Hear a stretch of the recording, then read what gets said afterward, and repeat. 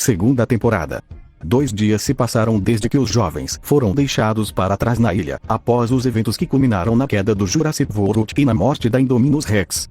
A energia cessou. O parque foi abandonado. A ilha voltou a ser selvagem. A abertura revela um novo equilíbrio se formando. Bandos de galimimos correm livremente pelo vale, sem cercas ou rotas delimitadas. Na antiga rua principal, Microceratops reviram restos de lixo, adaptando-se rapidamente ao ambiente urbano abandonado. Em outro ponto da ilha, a Velociraptor Blue percorre o território em silêncio, farejando o ar, emitindo vocalizações baixas enquanto procura por suas irmãs desaparecidas. A narrativa então retorna aos campistas. Com o pequeno estoque de alimentos do acampamento esgotado, eles seguem em direção à rua principal, acreditando que ali encontrariam suprimentos suficientes para se manterem por mais alguns dias. No entanto, o que encontram é um cenário de destruição. A contenção do Mosasauro está comprometida. Mesas estão viradas, vitrines destruídas, lojas saqueadas. Microceratops correm entre os escombros. O local, antes símbolo de controle e entretenimento, agora parece ter sido violentamente abandonado. Darius observa atentamente os danos e conclui que aquilo não foi causado por apenas um animal. Para ele, os sinais lembram uma combinação da força da Rex, da violência da Indominus Rex e do impacto do próprio Mosasauro. Essa constatação afeta profundamente Sammy, que entra em um estado de ansiedade extrema. A temporada começa a revelar os traumas deixados pelos acontecimentos recentes. Sammy demonstra medo constante e pessimismo, especialmente após a morte de Ed, o cientista que não conseguiram salvar. Para ela, a possibilidade de morrer na ilha deixa de ser abstrata e passa a ser inevitável. Yasmina tenta acalmá-la, lembrando que todos estão juntos e que o medo não pode definir quem ela é, mas Sammy já não demonstra a mesma esperança de antes. Enquanto Yasmina permanece com Sammy, os outros decidem explorar o local, numa tentativa de confirmar se a área ainda oferece algum nível de segurança. Durante a busca, Benny encontra algo perturbador: os restos carbonizados da Velociraptor Delta, abandonados em uma churrasqueira improvisada, consequência direta do confronto final entre a Indominus Rex e os raptores. Darius se aproxima e toca os ossos queimados. Não é curiosidade, mas confirmação. A rua principal não é apenas perigosa, ela é imprevisível. Yasmina marca a área no mapa da ilha como zona não segura, decisão aceita por todos. Durante a coleta de alimentos, Kenji encontra pizzas e hambúrgueres congelados. Brooklyn tenta consumir carne já assada, mas percebe que está dura e amarga, completamente imprópria para consumo. Antes que possam deixar o local, um paquicefalossauro surge. O animal os observa, cheira o ar, após um movimento brusco feito por Kenji, inicia uma perseguição. Darius alerta que o impacto da cabeça do animal pode lançá-los a vários metros de distância. Eles correm sem parar, deixando parte da comida para trás, seguindo em direção à lagoa do Mosasauro. Dominada pelo medo, Sammy tropeça e quase é alcançada. Antes que o pior aconteça, a vegetação se agita. Rex surge do matagal, ataca o paquicefalossauro como uma única mordida e o mata instantaneamente. O animal é devorado diante dos jovens. Em seguida, Rex ruge, reafirmando sua soberania sobre a ilha. A cena corta para o grupo retornando ao acampamento ao final da tarde, com apenas 3 pizzas congeladas como recompensa pela arriscada expedição. Eles tentam aquecê-las, mas logo percebem que a falta de energia torna isso impossível. Brooklyn conclui que toda a ilha está desligada e levanta a possibilidade de religar o sistema elétrico, não apenas para preparar alimentos, mas também para tentar comunicação externa e pedir ajuda. A ideia é considerada válida, mas deixada para outro momento. No presente, Kenji sugere algo mais simples: acender uma fogueira e improvisar o preparo da comida. A sugestão anima parte do grupo e melhora brevemente o clima. Mais tarde, Kenji percebe o estado emocional de Sammy em conversa com ela. Mesmo imaturo, demonstra empatia, lembrando quem ela costumava ser. Em seguida, revela a Darius que perdeu a mãe anos antes, e que ela sempre dizia que os mais fracos devem ser protegidos, pois a sobrevivência depende da união. Ele repete essa ideia em japonês: juntos, para sobreviver. À noite, enquanto Benny e Yasmina jogam cartas improvisadas e conversam sobre o que mais sentem falta, Benny lembra de seu papagaio, Yasmina de sua mãe e das corridas. Brooklyn percebe que a água do acampamento acabou. Tentando evitar mais tensão, ela guarda a informação por um tempo, mas a sede logo expõe o problema. A revelação gera uma discussão. Acusações surgem, frustrações vêm à tona. Sammy, exausta, declara que irá buscar água sozinha na manhã seguinte, acusando o grupo de não agir como amigos. Ela se afasta. Darius interrompe o conflito, e Yasmina vai atrás dela. Em uma conversa sincera, Sammy questiona se ainda existe amizade entre eles. Ela acreditava que, diante do risco constante de morte, todos seriam mais cuidadosos uns com os outros.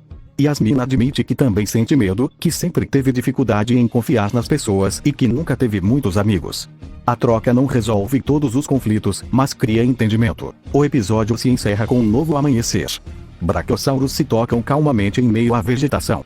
Pteranodons descem para beber água. A vida segue seu curso natural. Na doca leste, um barco se aproxima silenciosamente. Uma figura desembarca. A câmera revela apenas um pé tocando cais. O episódio se inicia pela manhã. O sol já está alto, e o calor em Isla Nublar é sufocante. A falta de energia elétrica se torna um problema crítico. A água armazenada acabou, e a desidratação começa a afetar o grupo. Em um momento de desespero, Kenji tenta beber a água acumulada no fundo de uma antiga geladeira desligada. Os outros o impedem, chamando atenção para o risco. Mesmo assim, alguns consideram fazer o mesmo, o que mostra um nível de exaustão do grupo. Brooklyn intervém com calma. Ela revela que passou a noite inteira pensando em uma solução. Chama Sammy de lado e, com o mapa da ilha em mãos, apresenta um plano arriscado, porém necessário. Segundo o mapa, há um centro veterinário abandonado relativamente próximo ao acampamento. Brooklyn propõe que o grupo se divida. Um time irá até o centro veterinário, em busca de suprimentos médicos, equipamentos e qualquer recurso útil. O outro seguirá até a rua principal, para vasculhar lojas, o centro de inovações e tentar coletar água engarrafada. Kenji reage mal à ideia de voltar à área principal, lembrando imediatamente do ataque do Pachycephalossauro. Brooklyn, já no limite, provoca-o, questionando se eles vão agir ou apenas esperar alguém trazer água. A tensão cresce até Yasmina interromper Kenji, exigindo silêncio. Brooklyn retoma o controle. Para reduzir os riscos, ela distribui armas improvisadas, bastões de choque de emergência e um extintor de incêndio. A ideia não é enfrentar dinossauros, mas afugentar, distrair e ganhar tempo. O plano exige cautela absoluta. Antes da separação, os grupos se desejam sorte. Sammy tenta manter o clima leve, incentivando todos. Grupo 1, Centro Veterinário, Brooklyn, Sammy e Yasmina. Durante o trajeto, as três conversam sobre bandas favoritas, hobbies e coisas simples que perderam desde que ficaram presas na ilha. Essa troca cria uma aproximação maior entre elas, mesmo Brooklyn mantendo certa distância emocional. No caminho, encontram um Microceratops. Brooklyn comenta que é seu dinossauro favorito e brinca que gostaria de adotar um.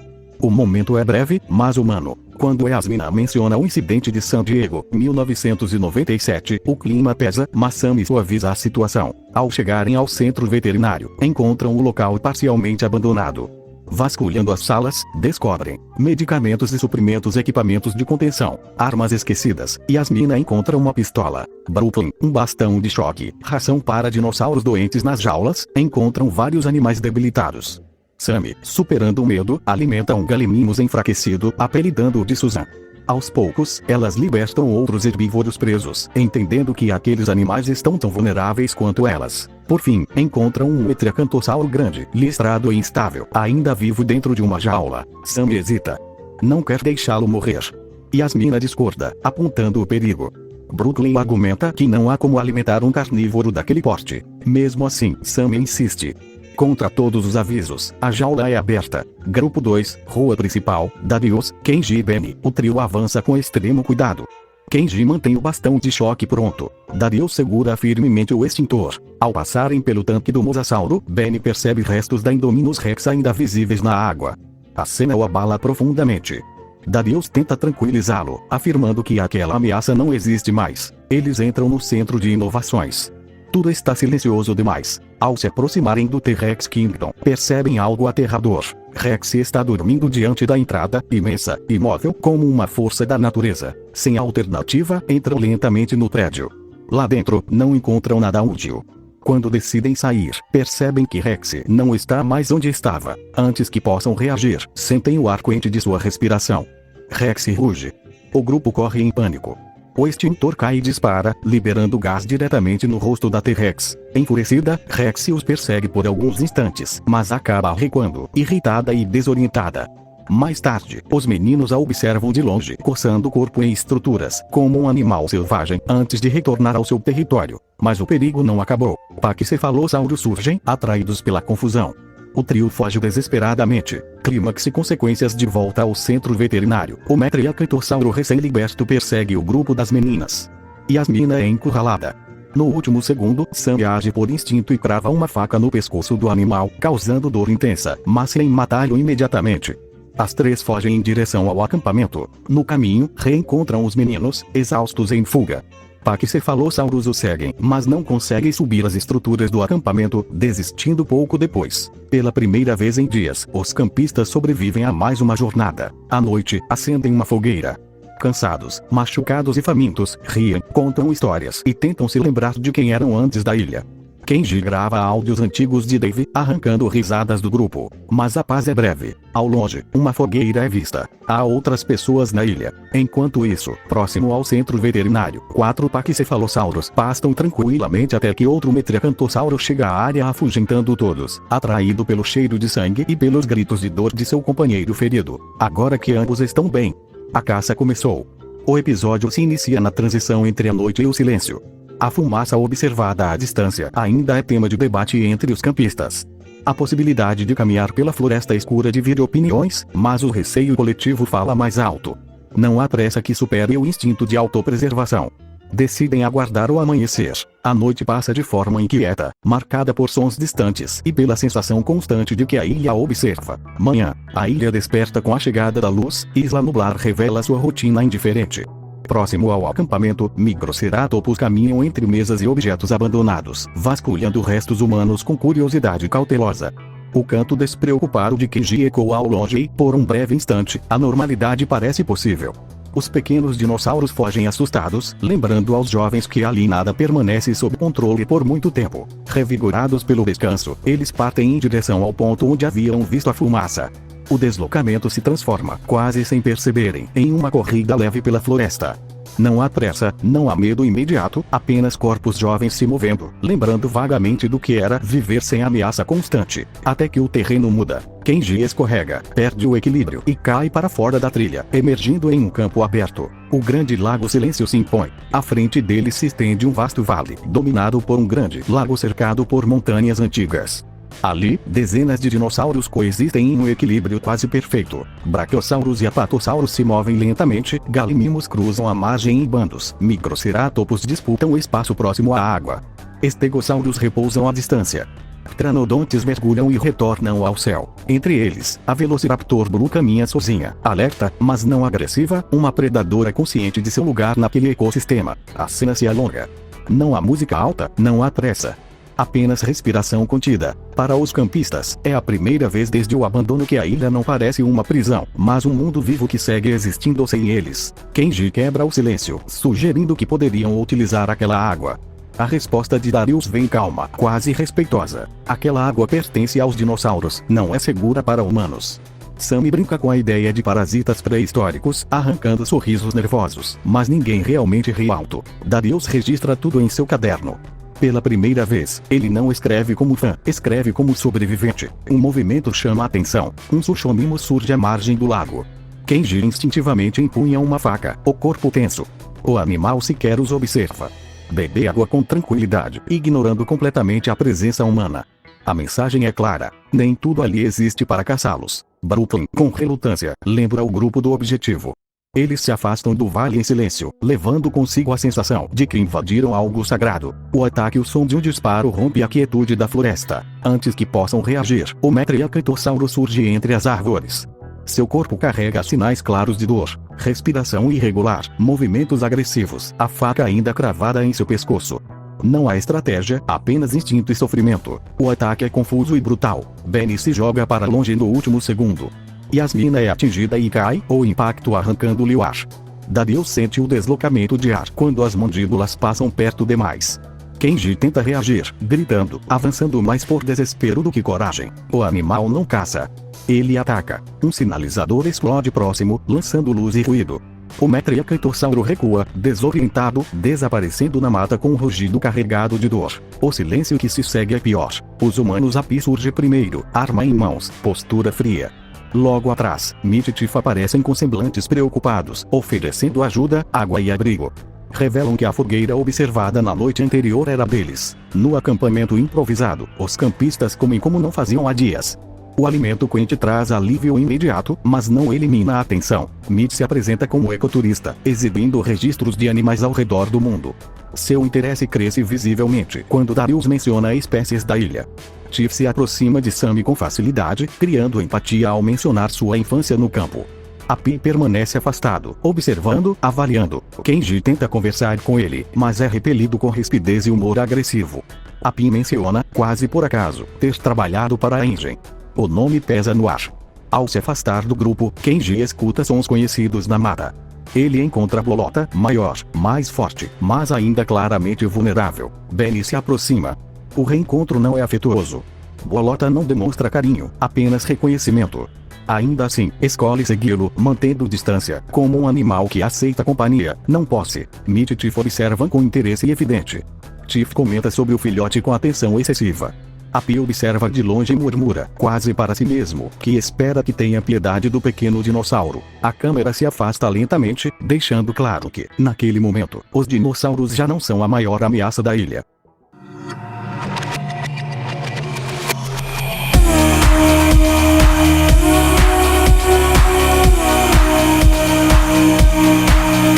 Se obedecerem às regras e deixarem que ele conduza tudo, em 2 dias ele garantirá a saída da ilha. Afirma que chamará a marinha assim que conseguir deixar nublar. Garante também que Mitch e Tiff não os levarão, só estão interessados nos recursos. O grupo, exausto e pressionado, aceita. Benny exige saber o que há dentro da tenda proibida. Api é direto: peles, dentes e cabeças de dinossauros. Pteranodontes, Triceratops, Compsognathus. Pelo menos 15 espécies catalogadas para atender a um mercado clandestino extremamente lucrativo. Brooklyn, racionalizando, passa a confiar em Api. Vê nele uma chance concreta de sobrevivência. Benny discorda. Acredita que Darius precisa saber de tudo. Api explica por que os ajuda. Diz ter uma neta. Não demonstra carinho explícito, mas afirma que não suporta ver crianças sofrendo por algo que deveria ter sido apenas lazer. Ainda assim, deixa claro, ele não pode confrontar Mitch e Tiff diretamente. Encerramento. Enquanto isso, Darius chega a um vasto pasto habitado por edmontossauros e parasaurolopos. A cena o encanta profundamente. Tiff comenta com Mitch que aquele é um local ao qual precisarão retornar antes de ir. Quando Darius pergunta o motivo, o casal responde vagamente, atribuindo a beleza do lugar. Com o pôr do sol, todos se recolhem. Sammy desfruta de uma cama limpa, protegida por uma rede contra insetos. Kenji concorda que, apesar de tudo, aquilo parece conforto demais para a situação em que estão. Brooklyn, porém, permanece inquieta. As palavras de Benny ecoam em sua mente. Darius tenta conversar, mas ela responde de forma ríspida, como se ele já soubesse demais.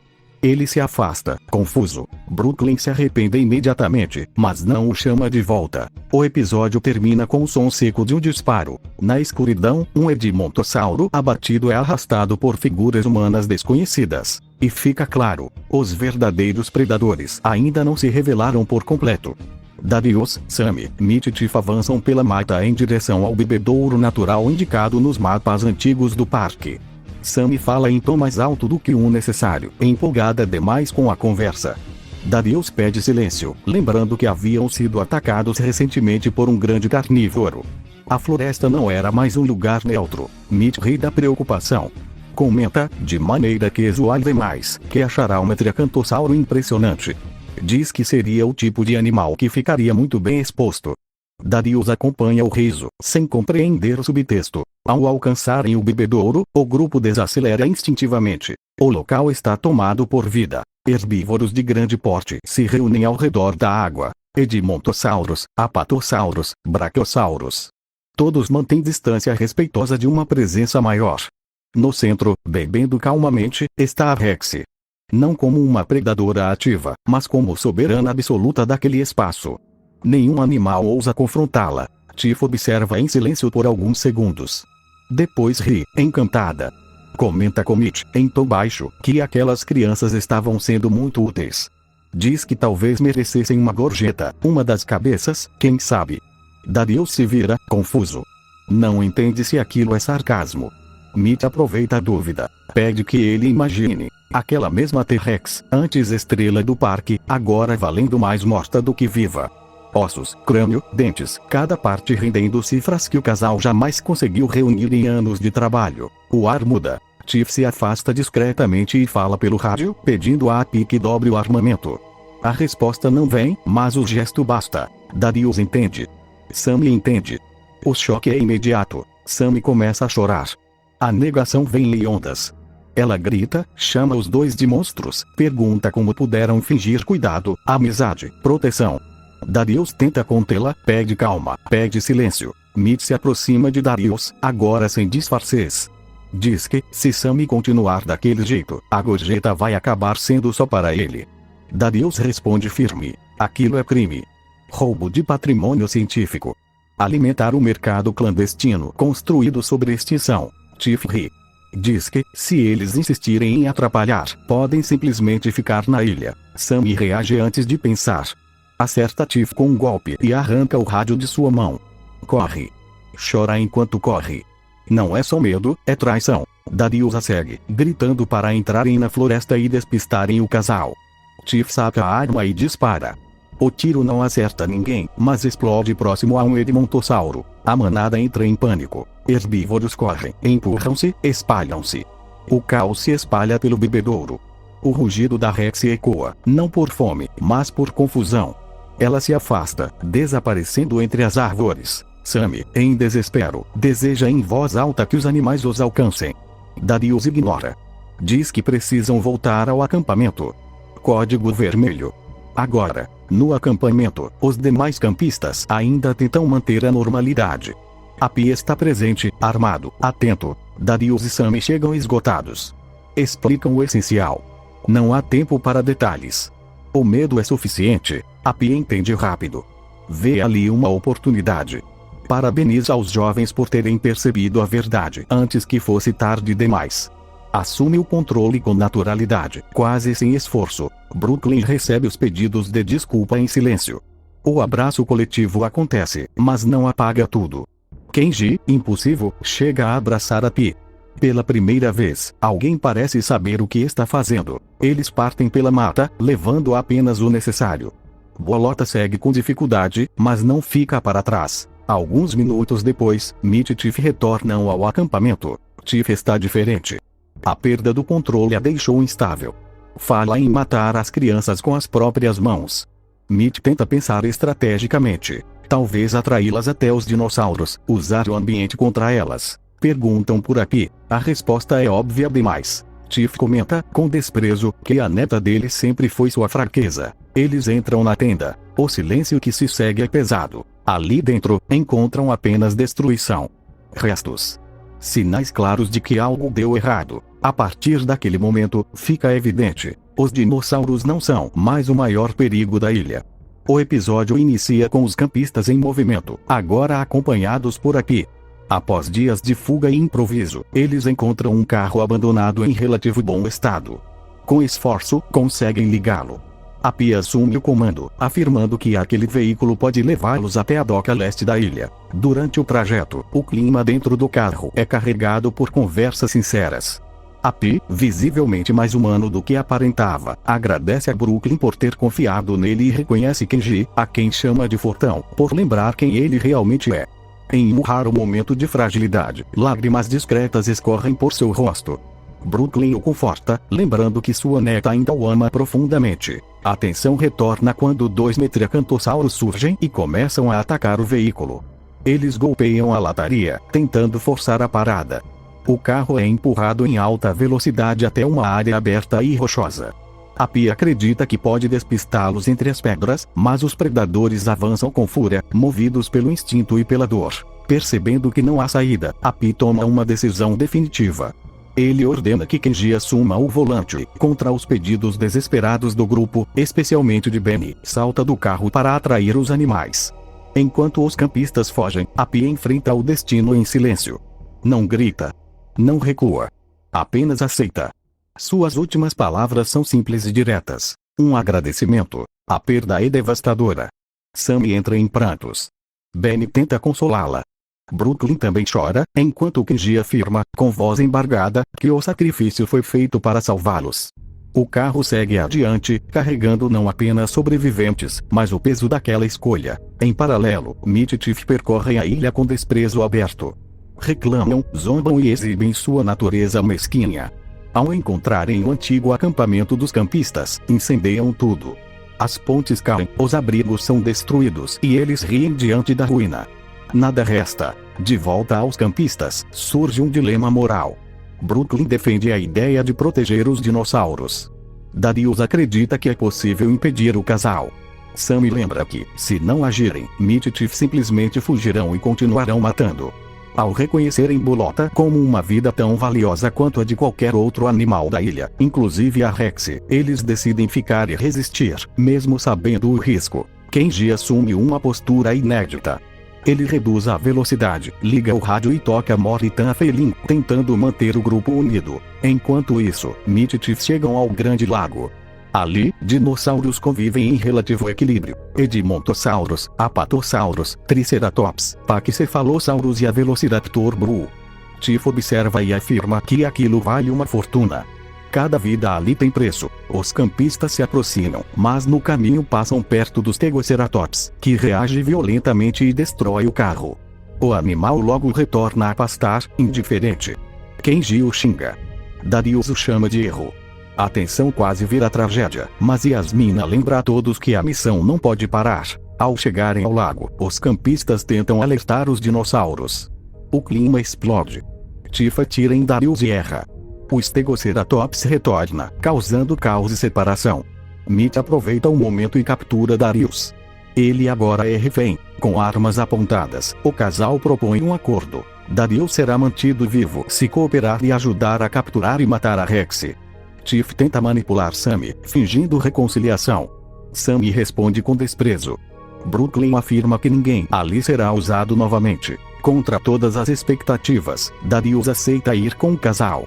A decisão choca o grupo, mas Brooklyn percebe, pelo olhar dele, que há um plano. Sem opção, os campistas fingem concordar. O episódio se encerra com Darius seguindo com Mitch e Tiff rumo à rua principal do parque, enquanto os demais observam à distância. Diante deles, o lago permanece calmo, com os dinossauros vivendo como sempre viveram, alheios à guerra humana que se aproxima. A caçada Rex está prestes a começar. Darius hesita. Sugere esperar até o amanhecer. Tiff recusa. Diz que, se falharem naquela noite, não haverá amanhã. Eles avançam. Lanternas são ligadas. Armas são preparadas. Mitch entrega uma delas ao garoto com desdém, zombando de sua inexperiência e do peso do equipamento. Tiff se afasta do grupo, vasculhando a área à procura de Rex, mas encontra apenas pequenos microceratus, que fogem em pânico ao primeiro ruído. Então ela vê a placa. T-Rex Kingdom. Um som profundo ecoa do interior da escuridão. Passos lentos, pesados, inconfundíveis. Rex emerge. Tiff ordena que Mitch prepare as armadilhas. Ele as posiciona apressadamente. Darius tenta alertar, é inútil. Rex está diante deles. Quando ruge, o som é ensurdecedor, brutal, dominador. O medo quebra Tiff. Ela corre, tropeça, dispara sem precisão. Os tiros não detêm a criatura. Mitch atira. O projétil atinge Rex. Ela responde com fúria. Darius grita para que parem. Não há controle algum. Tiff o arrasta para mais perto da tiranossauro, usando como escudo. Rex avança, e por um instante a morte é certa. No chão, o rádio começa a chiar. Darius, a voz de Brooklyn. Antes que ele alcance o aparelho, Mitch interfere. Darius reage, o derruba com um chute e consegue pegar o rádio. Do outro lado, Kenji fala apressado. Conseguiu ligar um veículo nos escombros do acampamento jurássico. Ele não entende quando Darius pergunta sobre os escombros. Kenji responde: o acampamento foi queimado. O plano é simples e cruel. Resgatar Darius, abandonar Tiff e Mitch a Rex, e fugir pelo barco da doca leste. Mitch escuta tudo. Arranca o rádio da mão de Darius e o quebra. O contato se perde. O conflito se torna físico. Darius luta pela própria vida, enquanto a esposa de Mitch se esconde nas lojas abandonadas. Rex, ferida e irritada pelos disparos constantes, desfere uma violenta rabada, espalhando o grupo. Então o carro chega. Um jipe antigo do acampamento jurássico surge da escuridão. Todos correm. Os campistas gritam para que Darius não permita que o casal entre. Tarde demais. Eles se escondem na parte traseira do veículo. Rex persegue. O Jeep atravessa um matagal, dispersa Microceratops e alcança um vasto pasto. Ali, uma manada de Triceratops se espalha em pânico. Um deles, adulto, permanece. Avança contra Rex. A luta é breve, mas intensa. Ambos se ferem. O Triceratops resiste o suficiente para permitir a fuga. Rex recua, não é seu território. O custo é alto demais. Silêncio. Então, um disparo atinge o vidro traseiro. Sedativo. Ninguém é atingido, mas a ameaça é clara. Tiff reaparece, arma em punho, segura Darius e repete sua chantagem. Ódio e medo dominam o grupo. Antes que algo mais aconteça, a manada retorna em debandada, separando todos, não por Rex, mas por dois metriacantossauros que surgem caçando. Os campistas fogem, deixam Tiff e Mitch para trás. Mitch tenta manter a postura. Ergue a mão em um gesto final, quase respeitoso. Não funciona. O metriacantossauro alcança e o mata ali mesmo. O silêncio que se segue é absoluto. Tiff foge. Rouba o Jeep. Parte em direção à costa com ódio, quase atropelando Ben no caminho. Eles tentam detê-la, mas a escolha é simples. Enfrentar o carro ou sobreviver. Eles recuam. Tiff chega à doca leste. Entra no barco sem perceber que os dois carnívoros a seguiram, atraídos pelo sangue e pela lembrança da dor que ela causou. Quando o barco se afasta da costa, eles emergem. Ela não tem tempo de reagir. Tiff morre ali. Sozinha. Sem vitória. Sem redenção. Encerramento. Os campistas permanecem vivos. A bolotinha está saudável. Eles se abraçam, não por alívio, mas por terem resistido. Conversam sobre partir ou ficar.